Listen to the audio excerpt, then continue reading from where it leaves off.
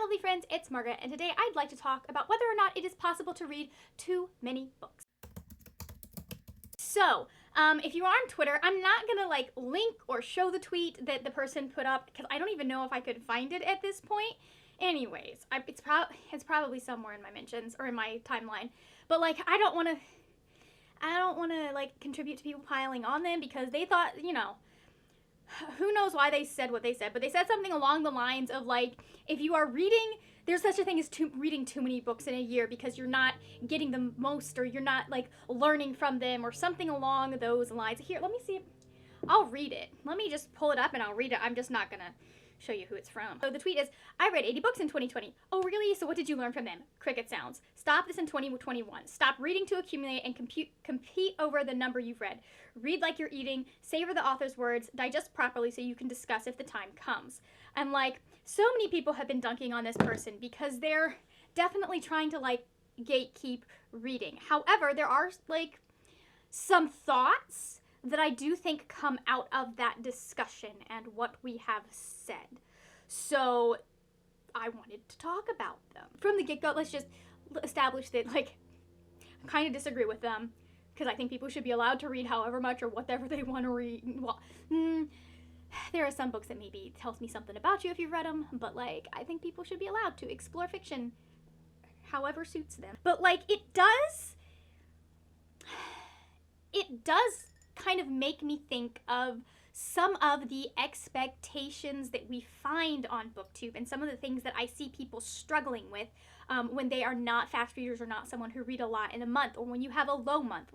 It's so funny because people are always complaining about reading slumps and being oh my gosh, can I still do BookTube anymore? Literally titled one of my videos am I even doing BookTube anymore? So the first point that I want to talk about that I think is the one that's going to take the least amount of time is I do think there is a pressure on BookTube and BookTwitter and all of that to read a certain number of books, to continually be striving to reach a certain number. You'll see 100 books thrown out a lot. That's the number that I do every year, but that's also an easily attainable number for me. I do think that we do need to do better about validating the people who may not read that much, who may not read that fast, but still genuinely enjoy reading. BookTube isn't about how many books you read. It's about wanting to engage with other people who also love reading and who have also read the same books that you've read or might be interested in some of the books that you've read. I think that is something that we should keep in mind in this context. Now, I don't know that that's where this person was coming from. I don't think it was, just having read the tweet.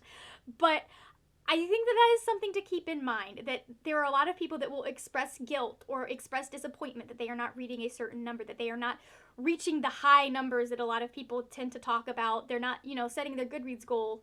You see a lot of people that'll talk about setting their Goodreads goal for 75 or 80 or 100 books. You don't see a lot of people that are talking about I just want to read 25 books. I think we see more of that this year than in previous years because people are I don't know what this year is going to throw at me, so I'm just going to not put that pressure on myself. But I do think we have to keep in mind that we do come from a community that is rife with overachievers. I say that as one. And a country where you are pushed to achieve the greatest and attain the highest, and mediocrity is kind of frowned upon. You shouldn't be bad at anything and you shouldn't be mediocre at anything. And that is a whole other thing that just bothers me. I wish mediocrity was celebrated more. Just as someone who is very mediocre. I don't know. I just know that there is something to be said about pushback against these huge, or not huge, but higher yearly reading numbers. Is that what I'm looking for? I think there is something valid to that pushback because I think that we quite often ignore the people who don't read as quickly. We kind of celebrate the fast readers and the ones that really push themselves and punish themselves.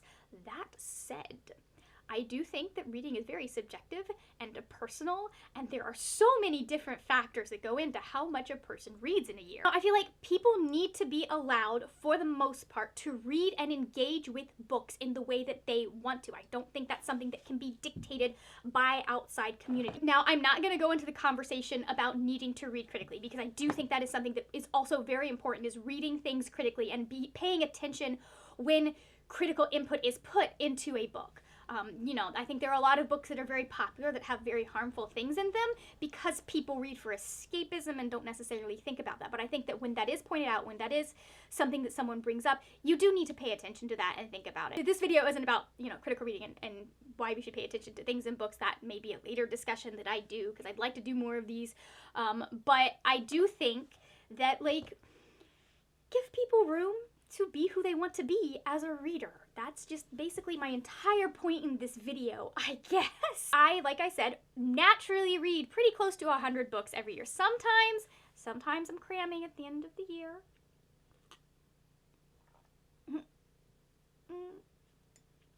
You know, sometimes 2020s happen. But like last year, 2019, I read almost 125 books, and that was without even trying. Wasn't even pushing. I probably could have read more if I really had wanted to. I don't think that's happening this year because podcasts. I'll link. So anyways, I've got years and years of podcasts to catch up on. There are people that they just read fast, or they're able to put more time into reading. So I think it's something that, like, you shouldn't be pressured to keep up a certain pace in reading and to be able to do a certain amount every month or every year. But you also have to acknowledge that, on the other hand, there are people that's just how quickly they read. And a lot of them still retain the information that they are reading. Like, you do not have to do a deep dive into a book into every book you read. Like, you don't have to sit there and be critically thinking about every single thing in what you consume for every single thing that you consume. So hold on, I'm gonna hold up two separate books. I just finished Chain of Gold by Cassandra Clare. I'm also currently reading The Black Cabinet by Jill Watts. I am going to engage with these books differently. Do I notice when there are things that are questionable about fiction? Yes. Huge factor in, like, whether or not I do enjoy a book many times. If you've been on my channel for any amount of time, I'm not always entirely an uncritical reader when it comes to fiction. I do like fiction that's going to teach me something. I do like fiction that is going to make me think about issues a little bit differently. I think you can look at, well, some of my bookshelf, because I don't own most of the books that make you do that. But, like, there are just things that fulfill a part of my soul when there is an educational or a thoughtful aspect of a book. That said, a lot of people just read for escapism. They do, and you don't have to engage with every book at a deep level. Like, I've read the ACOTAR series. Is it the best writing I've ever read? No. Were there issues with it? Yeah. Do I freaking care? Did I still give A Court of Mist and Fury 5 stars because I had fun reading it? I did. I mean, like, I did, you know, you can't really see that because it's very, very white. I do highlight when I do fiction, but it's not usually stuff that is, like, critical thought. It is me being snarky. It's me being, oh, this is going to be interesting later. Okay, that is kind of critical thought. It's me, like, highlighting my favorite quotes or the moments that are really super shippy, and I'm like, yes, my ship. I want to be able to reread this over and over and over again. Listen, I had to go through and posthumously, like, annotate Six of Crows. I haven't gotten to doing a proper annotation, but you can bet there are lines, not Six of Crows, Crooked Kingdom. You can bet there are lines in Crooked Kingdom that I definitely, when I was like, I want to be able to find this scene, so I went and I highlighted my favorite lines.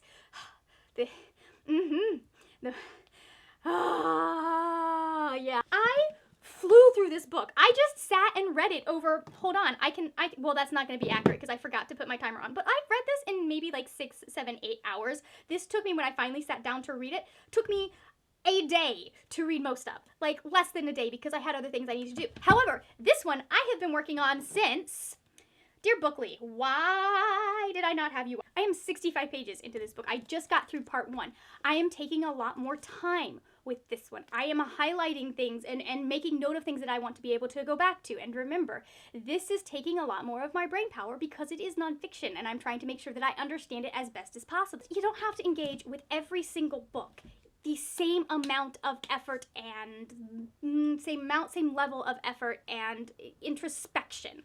I'm someone who does like to be a little bit of introspective with my reading, so I am sometimes, and sometimes I just want to watch, you know, teenagers being stupid and making terrible decisions and being put under spells, apparently. I'm still shook by this book, so clearly I'm not over it. So I feel like it is beneficial to keep in mind that reading is not only personal, but it is specific to where you are right now what's going on, because how much you read can be affected by that. There are people who, when they are stressed, cannot read a lot. And there are people who, when they are stressed, want to do nothing but read. For me, it depends on the day and what is stressing me out. So I do think that while, being like, hey, if you're reading this many of books in the month, you are reading too many books, I think that's not the best opinion to have. It's just, just a little bit of a rude thing to say like, oh, well, you're not engaging with your books properly. Like, there is, for the most part, no proper way to engage with a book, and you don't have to learn something from everything that you read. If you did, we wouldn't have the Shadowhunters series, because what are you gonna learn from those? Except that the characters that should die at the end of the series are the ones that don't die. There are definitely points that Cassandra Clare is trying to make. I'm not, saying there's nothing you can learn from a Cassandra Clare book, but, education is not the point of that book. The point of that book is just to watch Herondales have to deal with their teenage years so they can be functional adults. So that is pretty much everything I have to say about whether or not there is such a thing as reading too much or reading too little, or, I don't know, any question that you could have in between. Let's celebrate mediocre reading success or something like that. Let's celebrate reading 50 books in a year. Let me know down in the comments what you think about this idea that it's possible to read too many books and you should be engaging critically with everything you read, or you should be learning from something from everything that you read. How much weight do you feel it is given to that kind of statement, that idea that maybe you should pay more attention? Now, I definitely have had books where I have not paid as much attention as I could have. Here we are, we're going off on another tangent. I've definitely had books where maybe if I had read them slower, I would have understood them better. But I didn't want to, so that's valid too. Thank you so much for watching. If you enjoyed this video, please give it a thumbs up. Also, there will be other videos over here if you would like to see what else I do on my channel. Like I said, I want to do more discussions, but I don't. Usually it's just me talking about books and ranting about whatever my newest craze is, that I'm just like, this is the series that is awesome. That is it for now, my friends. Happy reading, and I will see you later when we will talk about more wordy, nerdy things. Bye!